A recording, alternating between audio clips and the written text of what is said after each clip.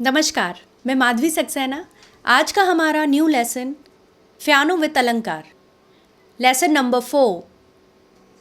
सा रे